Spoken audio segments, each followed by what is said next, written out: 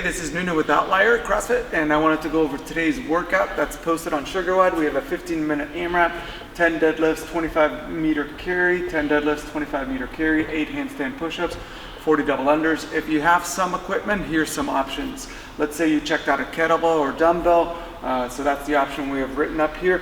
You got your deadlifts, you can keep your feet nice and close together, down and up. If you just have one, you could also do the dumbbell or the kettlebell in the middle, coming all the way up, standing up, and then bringing it all the way back down, keeping your back nice and flat the entire time. I would say that's probably the most important thing.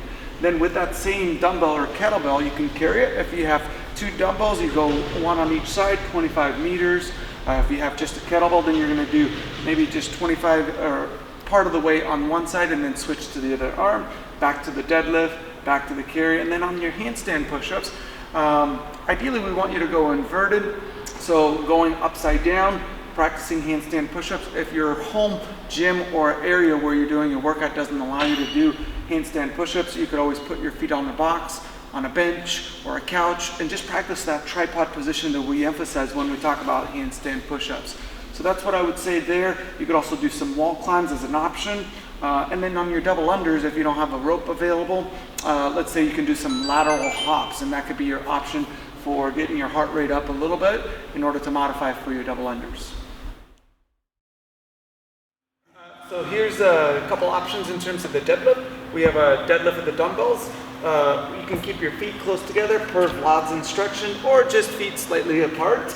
You're going to pick up the dumbbells, keeping your back as flat as you can, then coming up, standing up, opening up the hip all the way, coming back down. As you go back down, just make sure your back is nice and flat.